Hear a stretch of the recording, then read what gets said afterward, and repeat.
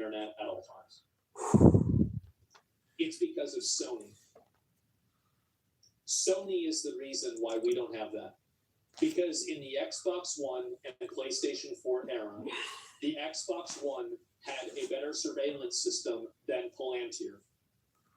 And they were enforcing it until Sony said, no, we're not going to do that bullshit. And they edged Microsoft out of so much market share that Xbox, in my opinion, has still never recovered from it. And Xbox had to go back on everything. And that's the reason. I gotta respect Sony for that. I've got my PlayStation 4 right over there. Catastrophic disaster for them, because now they're fucking their golden goose. They even posted a delusional video celebrating these Game Pass changes as if it's something that the community was asking for. Please make us pay more money. It's so out of touch and tone deaf. Just take a peek at this. Hey everyone, Xbox Game Pass is getting an upgrade. We've listened to your feedback, and now you have even more freedom to choose how you play the games you want. We've expanded all Xbox Game Pass plans to give you more games and more ways to play and more rewards than ever.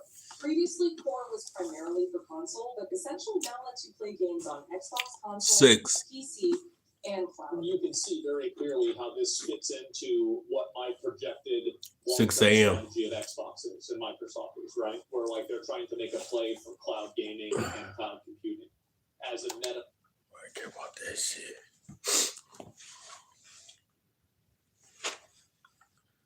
Oh man.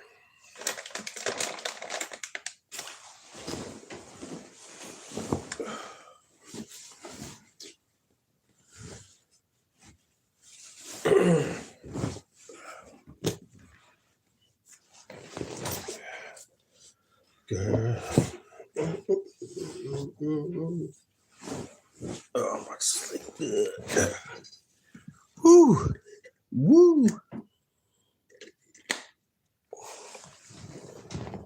Ah.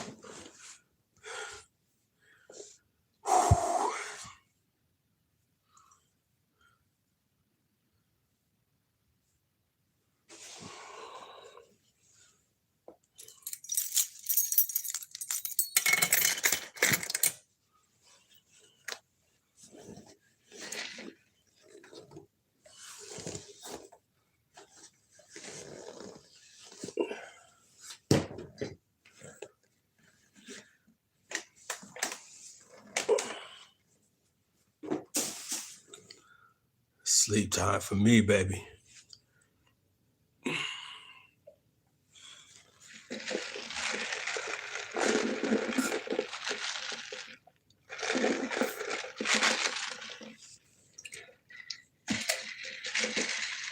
Oh, fuck.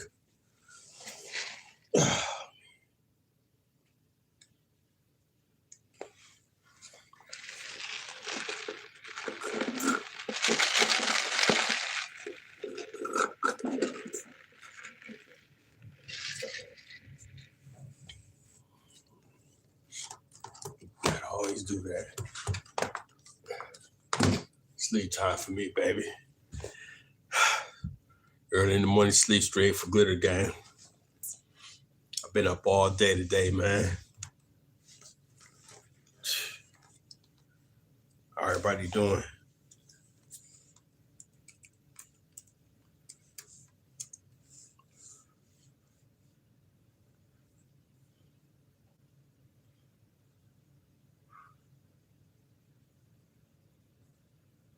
That dog, though.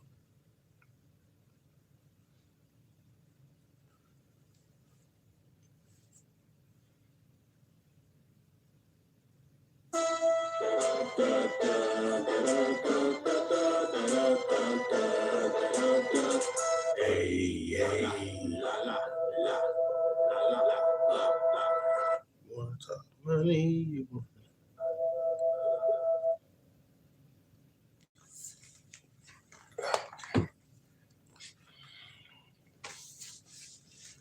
I don't know how to lie. I don't know how they got like that.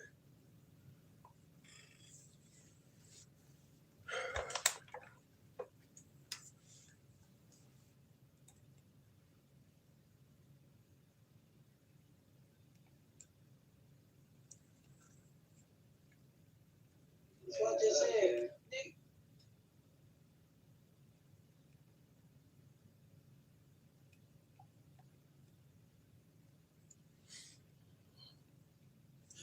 All right, so since you have a comment, how do you feel about this video? Loves my feet. So like the money was hitting just right that day. So I was like, let me just snap this photo and get a picture of my feet. So I said when he says to send nudes, like that's what he's getting, the picture of my bare feet.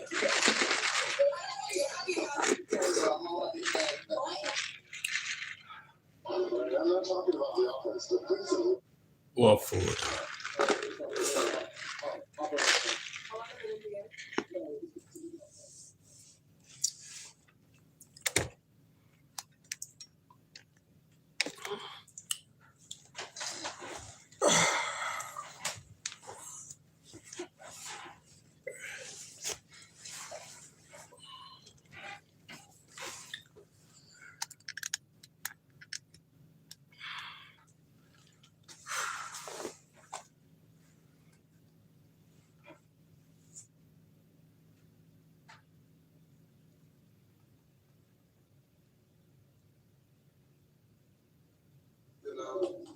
Definitely a great teammate.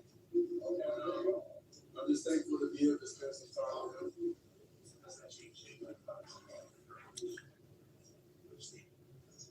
No, we can bust in and that's what I'm asking. Yeah, so that's why I can be thankful. You know, I'm thankful that I got opportunity to come out, be able to practice each and every day, my teammates and everything. Well, actually, I don't know what it is.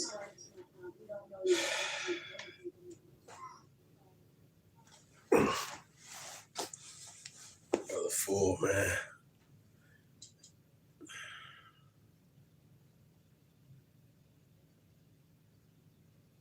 I'm not surprised they're not going to do something like this. You know, that's how they got that rap. They like to be good guys. They're not. But, you know, Bad Bunny, where's Bad Bunny from? He's from Puerto Rico. Puerto Rico. You know what? He's like U.S. Give us over there. Apparently, well, Puerto Rico's part of the U.S. I know, but still, you know, like U.S. Eric Dickerson, a Pro Football Hall of Famer, is showing himself and his character. And look, we've seen this go mainstream. The last thing I want to talk to you about is become a government. But do you think Bad Bunny is a good choice for those?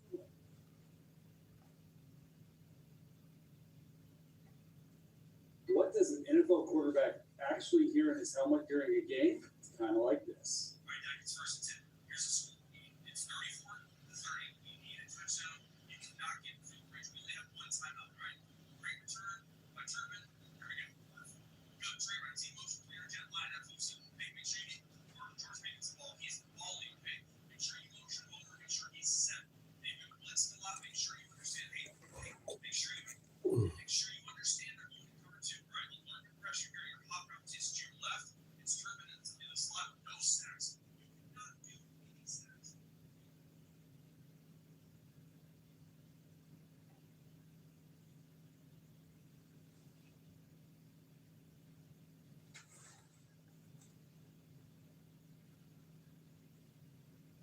Earlier today, we called you out. Oh, I remember. Yeah, that's fun. Yeah.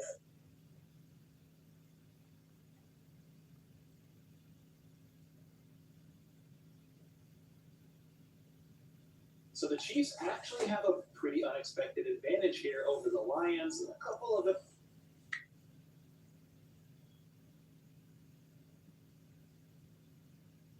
A team, a front office that has caught as much flack as anybody over the last 2 years. I mean,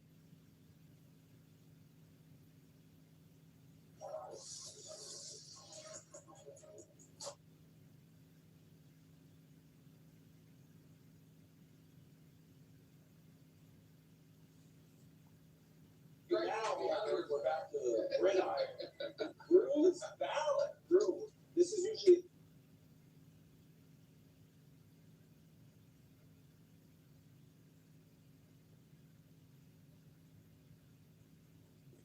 Imagine a world torn apart by endless war.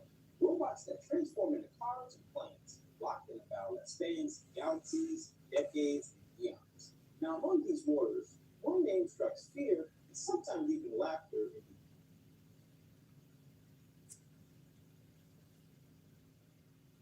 Look, this right here is, So, I did a video a few months back exposing soccer player Jadon Sancho. I believe that's his name. So, this guy got with Saweetie, and Saweetie is obviously using him for his money.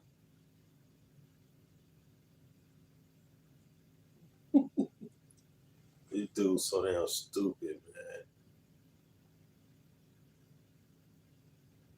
Oh man. Hey guys, Raven here. How much do WWE referees make, and what are they actually doing during a match? To get those answers, we brought in 35-year veteran ref Mike Chioda. GT. Okay. All right. What's happening? I'm great. Good to see you. Thanks for having me, too, brother. You ready to get into this? Let's do it. Let's do it. How are WWE referees paid now?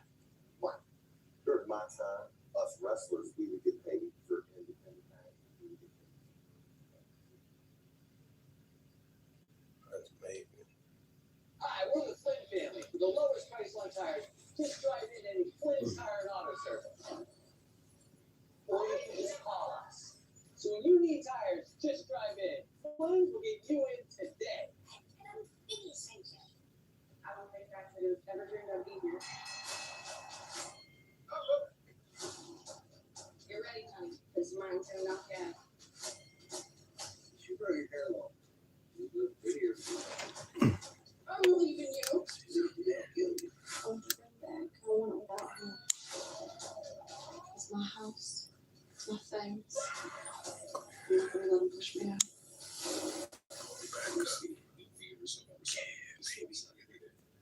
Hey guys, Raven here. How much do WWE referees make, and what are they actually doing during a match? To get those answers, we brought in 35-year veteran ref Mike Chioda. GT. Okay. All right. What's happening? I'm great. Good to see you. Thanks for having me, too, brother. You ready to get into this? Let's do it, brother. Let's do it, baby. How are WWE referees paid now? One, during my time, us wrestlers, we would get paid for independent matches. We would get paid for merch, right? Video games. We would get paid for overseas. Was it the same for you guys?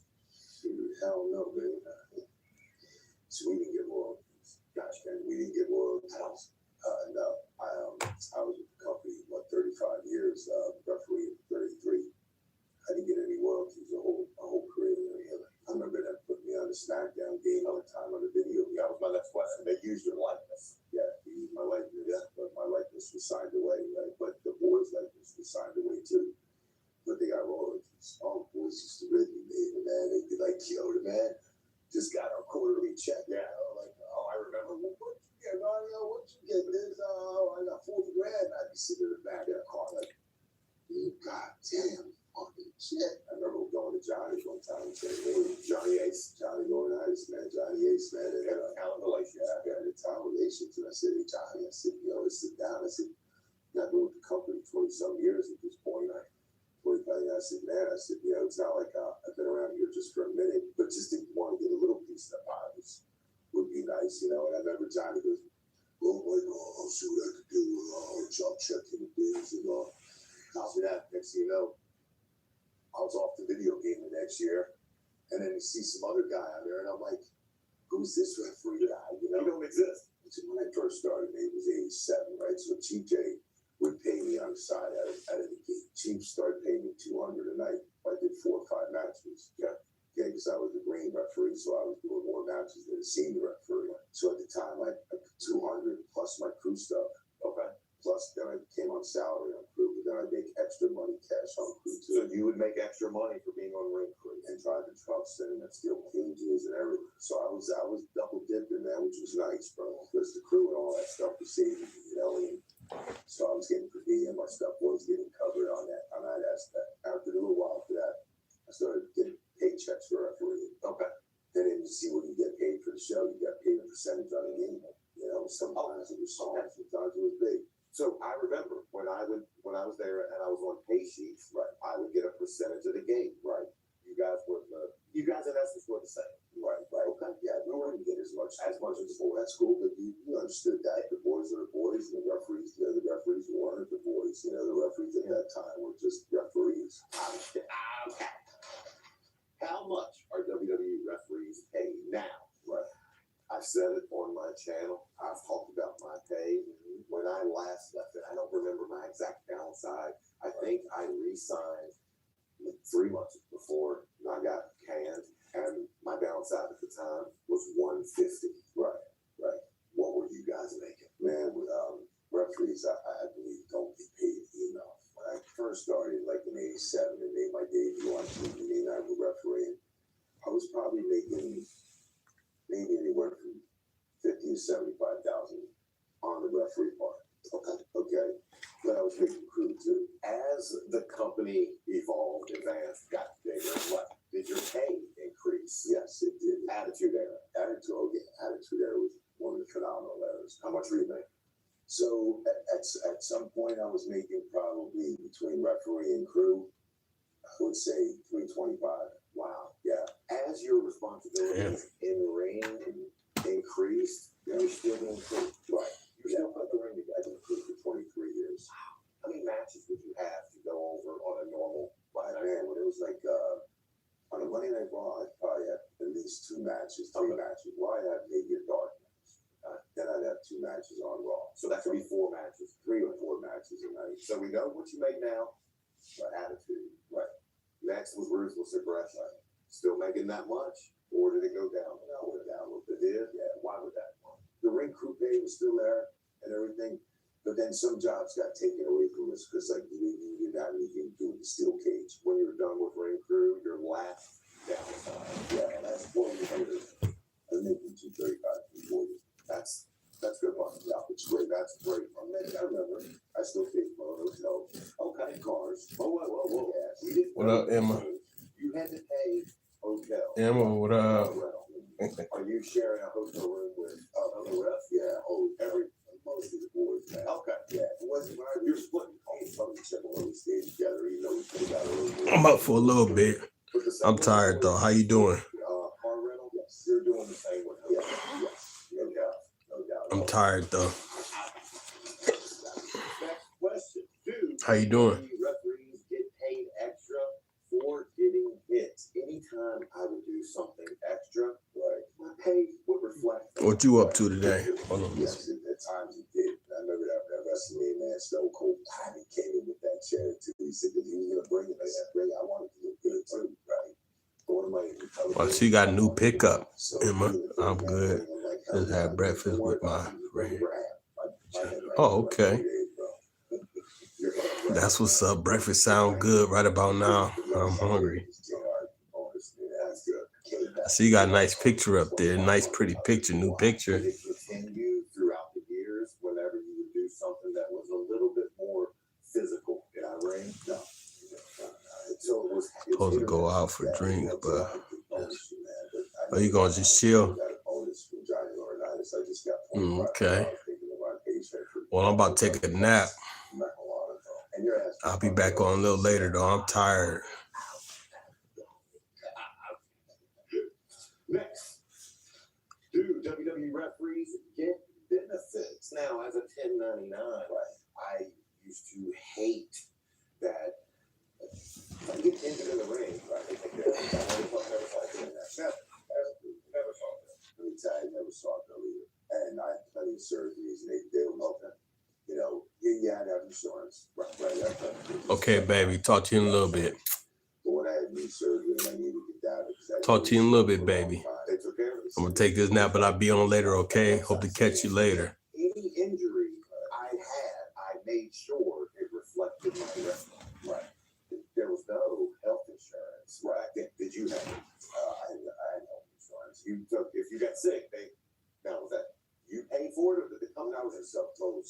contractor, yes, I know if I got sick or something. When I was an employee now, I had dental, I had everything. Okay. Dental from the company? Yeah. Oh, okay, I did. Pension? Pension, yeah. I had stocks, actually, when I was there 15 years. Linda McMahon gave me like 2,000. Well, yeah, they were shares a year. They were public 99, I think it's. Yeah, and that for she gave me like 15 years. She gave me Tony Chimmel and I like some stock. I remember that phone calls at the studio and she gave it to me. I was like, oh my God, thank you so much, Linda. And I really appreciate it. Absolutely, so absolutely, yeah, man. Dude, WWE referees know the script. I remember getting together with you, and you were always great. You would always let me. Let's say I was working, Billy. Right, I would always get with Billy, and then you would always come in later. Oh yeah, what do I? And you would always say the same thing. What do I need to know? Right, and that's the thing. I always give a babyface and a heel. It's like babyface is like to work with the referee different. The heel, you got to work with him different. 99% of the time, I knew what was going on. Really? What's the 1% you didn't?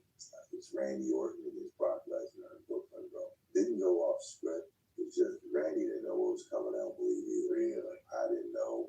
I was trying to get the finish. I was trying to. You can even watch that match back. I believe it was just some heat that was worth, came about. Yeah, something going on somewhere in some deal, and I don't know the specific what the heat was, but there was heat because that's one match I didn't know either. Because you could tell that, and after a certain time when I was standing over in the corner, going what the fuck, holding Brock back or something, the bell just rang. Yeah, who the fuck rang the bell? Right. The truck rang the bell, really. And I was just like, what the fuck is going on? And Randy's gas still got puddle of blood. Yeah. He was getting cuffed too, right? Yeah, I'm sure he was. Yeah, felt bad what was going on. That's the 1% probably I could save my whole career, man. One match, I really didn't know what the fuck was gonna happen. Yeah. What is the referee actually doing during a WWE match? Shit, so much to do as a referee, man. You gotta watch concussion protocols. You gotta call spots back and forth. You gotta get cues. You're getting constant cues. You got the agent in your ear, gorilla, Vince behind them. You're in Vince in the background. You're yelling time. Yeah.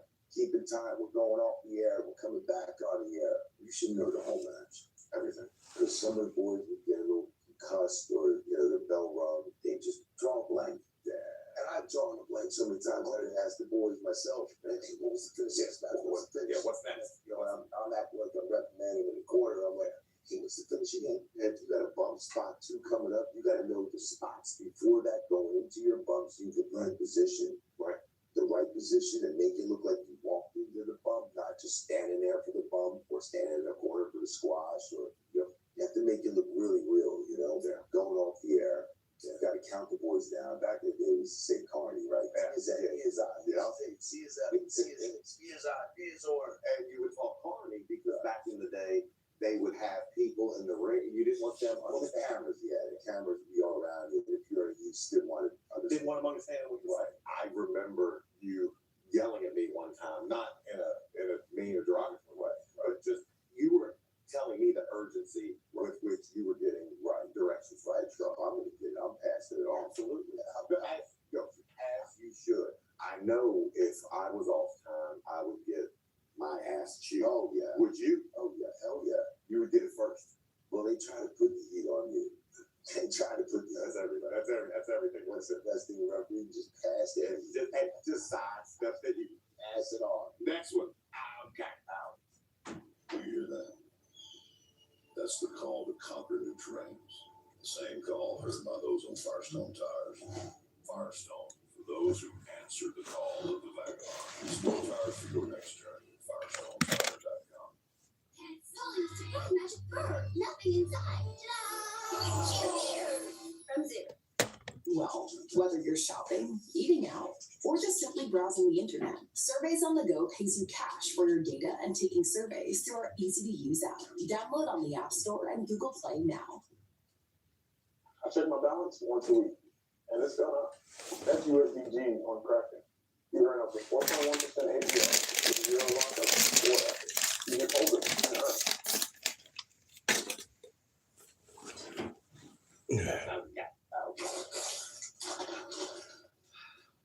Why do WWE referees wear gloves? I gotta be honest honest with you, Yoda. I don't even know the answer to this. I know what I think it is. Right. I would assume it was for blood. Yes, it is for blood. When the boys were bleeding and juicing, man, I mean, we were the ones handing the blades to them. Oh, so wait a minute. Like, hold on. You would hand the blades to the boys? Yeah, man. I wouldn't only get one. I'd say make me two, because if I drop one, I didn't want to go fishing for that other one. Like, where is it? Like, I'd always have a spare. Right. Whenever you would hold a blade, the gig for one of the boys, and you would keep two. Right. Would you double pocket them? Oh, yeah, I put one in one pocket, one in the other. And sometimes they used to stick you, man, in the legs. If you're sliding on the left side or the right, you're on the right, they just stick you with more. Everybody got tested for Hep C, for AIDS, for this, for everything. So we always did blood work every 6 months. The company was very good about all that, So I remember you sweating those tests out. Yeah. Sometimes you would, though. Next question. Why do WWE referees wear earpieces? Now, ISBs, most people realize that the truck and the gorilla position is communicating with the referees. Yes. Why are you wearing them? Why are they telling you times, man? Agents are calling spots. They may see something, they want somebody else to do something else. Do this, get some more heat on them, turn it up, do this. I want to see facials. I want to do that. Get this done, get that done. Hey, this hold's not on tight enough. Tell them to put that hold on. I remember you directing me in the ring. Yeah. Maybe look the hard hair. You know what? And to be honest with you, I used to say a lot of those things I knew what needed to be applied, and then I'd get it like a minute later. Like, I got so good at telling time, and then Billy Kidman or something like that gave me 10 minutes. And then, there comes time, it'd be like 9. 5 seconds later, Billy go, 9 minutes. I just felt that time and how much we've had. I could feel it in the ring sometimes. I remember a time we didn't have the IFBs. We didn't get the cues from Marquis with a pencil. They'd give us the fingers. Okay. What would the fingers mean? So it'd be 10 minutes left. Okay. Boom, boom, 9. This would mean 5, then 3 would mean 8, 5, 7.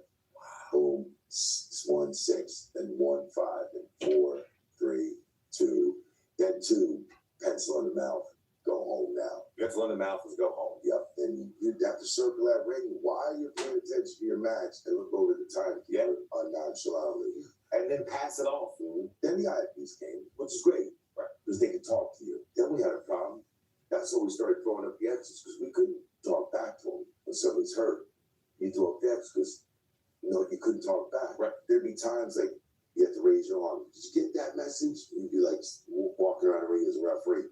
Why the fuck is he holding his arm up? Like, it's like that. I got the cue. You're talking to the people in Gorilla. Right. Was it the agent or the producer talking to you, or was it directly Vince? No, Vince would, the only time I heard him ever screaming at me was during the Kurt Angle Shane McMahon match, man. Yeah, that was when the thing wouldn't break. Yeah, man. I'll key over. God damn it, no worry. Don't put him through the glass anymore. He bounced off like twice or something? Oh, bro. Yeah, it was just, I was like, is that the wrong panel? It's got to be the wrong fucking panel, because they rigged the panels, rigged this, but that stuff wasn't breaking, bro. And then Shane wasn't taking over. I was going to say, you couldn't have stopped it. No, I wasn't going to stop, right? Whether my ass was on the line, I wasn't going to do that to Shane, man. When I'm out there, man, I was 110% to the boys, man. Whether I got fined or got screamed at or yelled at, my focus was the boys, man. What would happen, and did it ever happen, and IFB go out? Yeah. What would you do? I'd have to just call the times on myself, and then when I look at the timekeeper, would they go back to the pencil? Yeah, we would go back to, because I'm sure many did not know that, right? How often would things break? Quite a few times, man. Quite a few times. I remember, there was times that I used to hear so much stuff, but God bless Jamie Nolan. I love him. Some agents, man, but they talk so much, man. You're trying to focus down in one spot. I got to focus on this. I got to count them. They're trying to do their acts. And they're talking. Sometimes they rip that some bitch out of my ear. If you took a breath ball, if you were down, were they telling you through the IFB when to get up? No, not me, man. I didn't need that.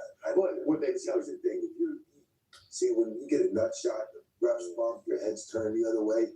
What are you doing? You're feeding off the crowd. Yeah.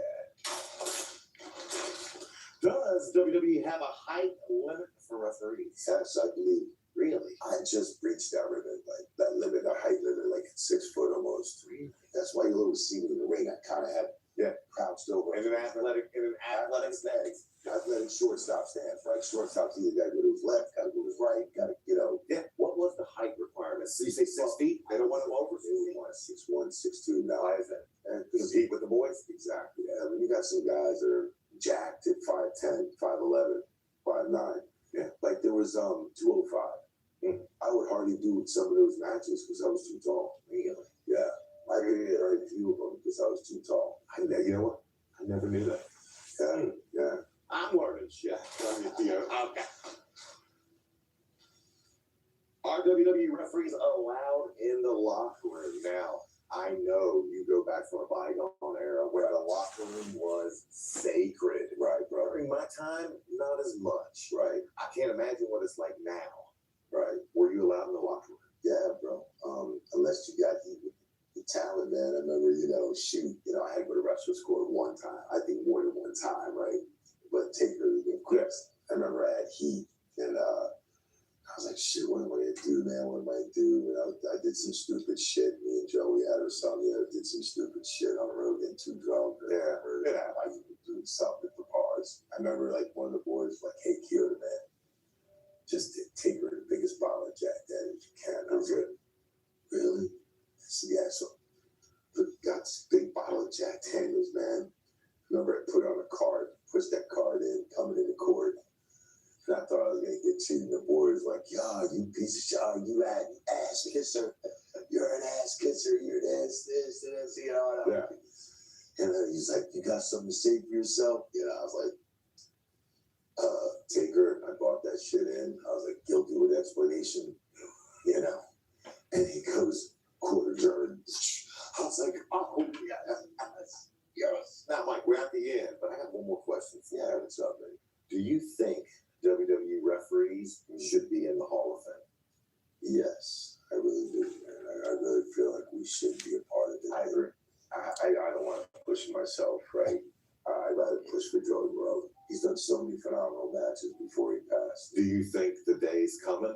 I hope so. Hunter, if you're listening, he don't watch this shit. Nah, he don't watch this. Yeah, he watches everything. They watch everything, bro. Oh, hey, who you telling? But my thing is, look, I'm not going to push myself first. I'd love to see Joey in. If anybody deserves it, it's you, my friend. That's cool. Hey, it is you. I appreciate it. You in my damn Hall of Fame. That's cool, bro. It don't mean anything, but you in my Hall of Fame. I appreciate that, man. I appreciate it. Well, Kyoto, I love you, brother. Thank you so much for being here. Man. Tell them where they can find you. Man, you can find me at MJC Kyoto on Twitter, Mike.Kyoto on Instagram. Got t-shirts on ProWrestlingTees.com and my action figures, which I got my first ever action figure, man, a retro one. It was pretty cool with the bow tie at figurecollections.com, man. Brother, thank you so much. Yeah, you got it, mate. I love you, brother. One love, brother. Thank you for having me. Hi, I'm Joe Flynn with Flynn's Tire and Auto Service. I want to show you how easy it is to order new tires from Flynn right from your living room. Just go to flynnstire.com, order your tires, and drive in. You can even sit in your car while your tires are being installed. Save time, buy online at flynnstire.com. At Flynn's, we have the right tire at the right price right now. So when you need tires, just drive in. Flynn's will get you in right now. Hey, tell them Vinny sent you. It's 2025. If your bank still charges monthly fees, it's time to switch. Your bank should help you save. That's a no-brainer. Open up a SoFi bank account with an eligible direct deposit and you can get tons of benefits, like these. You can earn $50 or $300 with eligible direct deposits into your checking and savings accounts. Who's going to say no to that? On top of that, I'm also getting SoFi's competitive APY. And I saved the best for last. No account fees. Yep, that means no overdraft fees, no minimum balance fees, and no monthly account fees. On top of that, I'm getting my paychecks up to 2 days early. Check, check, and check. Get $50 or $300 when you set up direct deposits at SoFi.com/banking.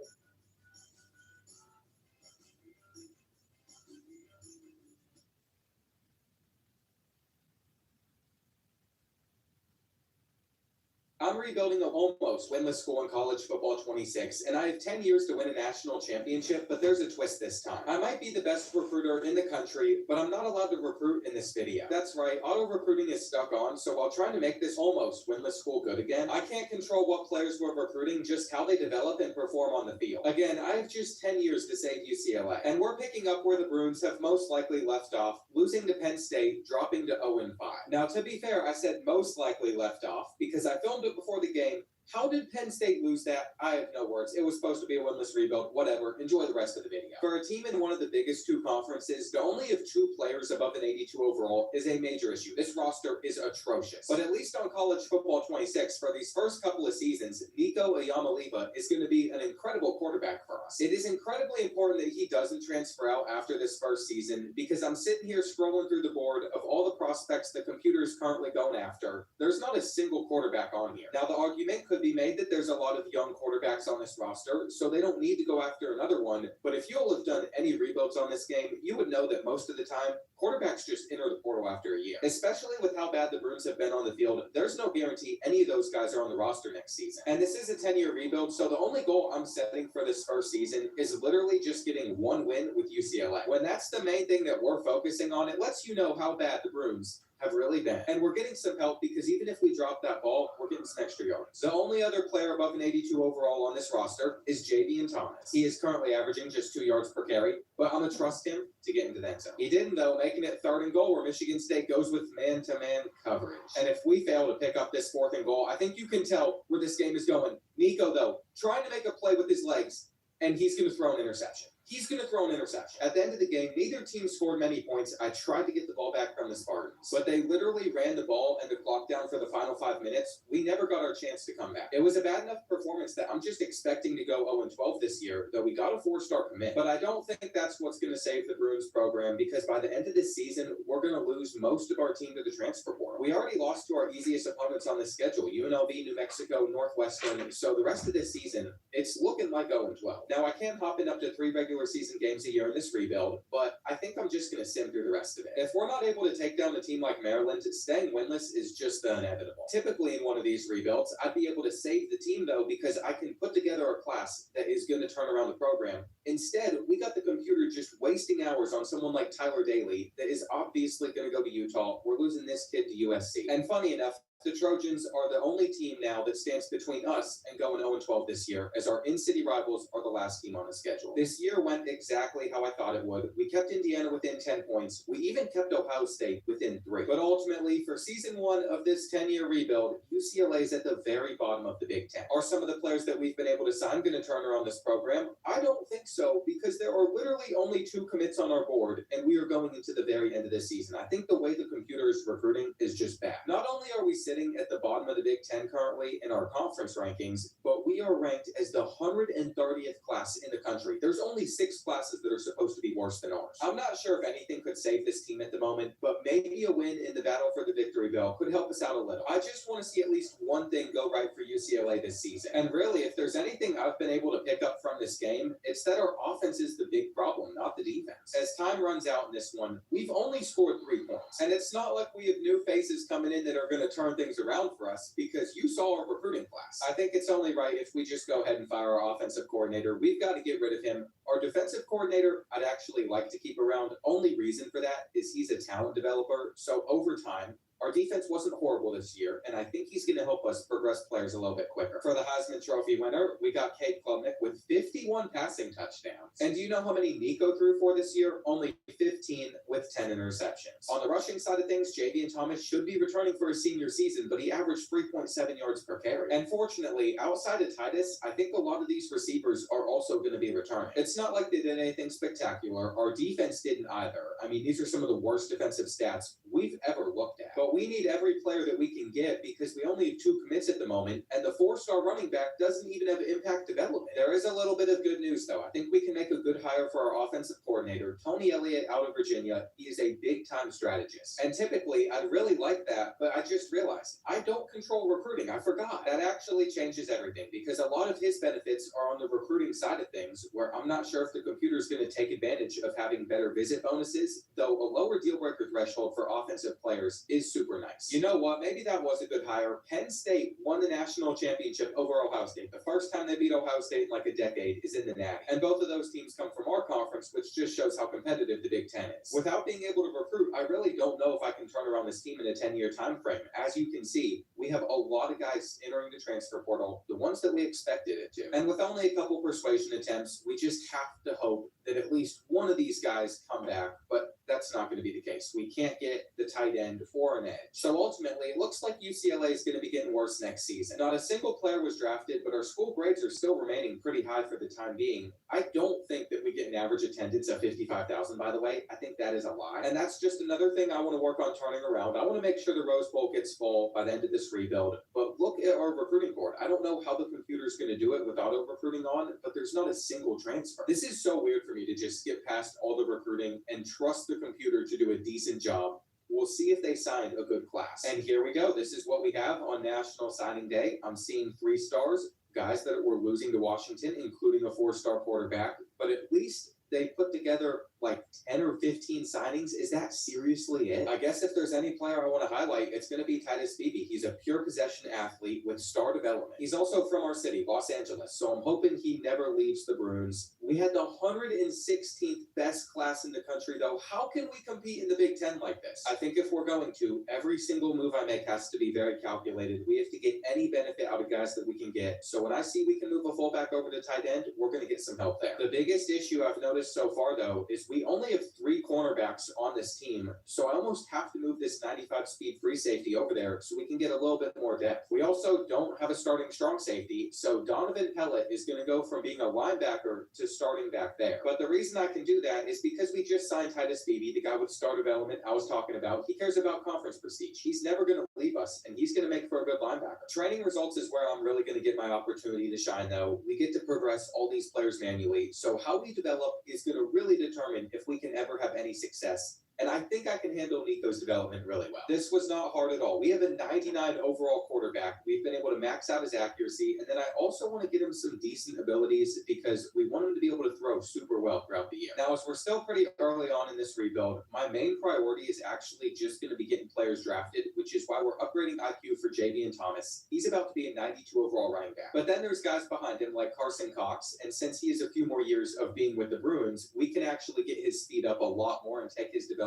slow. By the time this entire roster has been through my brutal off-season training, these are the results that we're seeing. We're seeing a much better team on paper than what UCLA had last season. There are players like wide receiver Kawazi Gomer that should return for his senior season, and I think he'll end up being like a 3rd-round pick because we can still get his hands in route running a lot better. It actually has me more optimistic than I was just 10 minutes ago. We're also going to encourage juniors that aren't that good to transfer because it'll free up more spots that the computer has to fill. Another thing that's going to make a big difference is the guys that I choose to redshirt. But one thing I've noticed is some of these players just seem to appear out of nowhere. Like DeAndre Reeves is a 3-star quarterback that was not in the class that we just looked through, but he's a freshman. I think he's considered a walk-on. He cares about brand exposure, so if we tried to make him that good, he would just immediately transfer out of UCLA. But it's just like the Bruins had multiple other guys that spawned in that they didn't recruit last year. These 2 other freshman running backs literally did not exist until a second ago. Most of the time when the computer spawns in these walk-ons, they're not that great. They're like 51 overalls, 54 overalls. But after seeing some really solid ones spawn out of thin air as well, we know that this recruiting board isn't the only way that the computer is going to be bringing in some guys. I can kind of understand why that's a mechanic in this game, though, because if it didn't exist, then we wouldn't have enough cornerbacks to have a starting team out there. We wouldn't have enough safeties either. So the computer's just making up for the fact that they can't recruit. As we head into this second season, that actually makes me feel better about what the future could look like for UCLA. After seeing that we lost to California by 12 points, though, I'm reminded very quickly we're still taking over UCLA, who has been an awful team, and we just got to make sure that this program can get a win before we get into the rest of this schedule. I can't believe how long it's been since the Bruins have been able to win 1 game on the field, but hopefully this is when all of that comes to an end. For a team that's not been great, I really thought that this game would end up being close, but that's actually not been the case at all. We've been able to put up 42 points on the Wolfpack, and the Nico Ayamaliva to Kawazi Gilmore connection was amazing. He's actually starting to shine here with the Bruins, and it's got me wondering if we're going to keep that up for more of the season, or if it's just because we played a weaker team. San Diego State wasn't too tough of an opponent either, but we clearly beat them because our championship contender grade has started to rise, which is one of the reasons some of these players want to transfer. And I was curious, what was the effect all this has had on recruiting? I think the computer might be the worst recruiter I've ever seen. I see them putting 25 hours into players, 45 hours. They never put the full 50. And they always like to do friends and family plus football influencer, which means we're never going to beat out Ohio State. I wish they'd just take these hours off of these guys that we're clearly not getting. It just doesn't realize that UCLA has been awful. We're not going to sign 4 stars until we start to have a lot of good results on the field. Minnesota feels like another winnable game though, so I figured we might as well hop into this. What it's turned into is a humbling experience for the UCLA offense. Here in the third quarter, Nico has still put up 0 points. We're literally settling for 3. And I just find it crazy. The 99 overall quarterback can't seem to have any success. They almost blocked that kick. They didn't though, and we have been driving down the field again. Due to how much fun I had with it in another video, we're actually using Penn State's playbook right now. It's just not been going as well at UCLA. Without getting the first down there, I think we're going to settle for another field goal. But as long as that goes in, we're good. You had the mascot spinning his head and a player hitting our kicker. So we're accepting this penalty 100% of the time. That was an issue where that would happen way too often in the last game, and I feel like EA fixed it. But after fixing it, they have somehow managed to break it again in the future. I am just as confused as you at how something like that's possible, but I'm more confused at why I'm so terrible at this game. There was no reason to throw the ball. No reason at all. It's going to be 14-3. There are moments like this where there's not much to say. Not only does the computer have to recruit a good enough team where it's possible to win a championship, but it has to be so good to where I can win it with my awful play calling sometimes. We still have not reached the end zone once in this game, but we got Minnesota on a 3rd and 7. Their quarterback's running, and he had to just chuck it away. I've been trying to run the ball a little bit to see if that can do anything for us, but it just made a 3rd and 1, a 4th and 7. So we've got to pick this up through the air, and the seam is open. All hope for a comeback is not lost yet.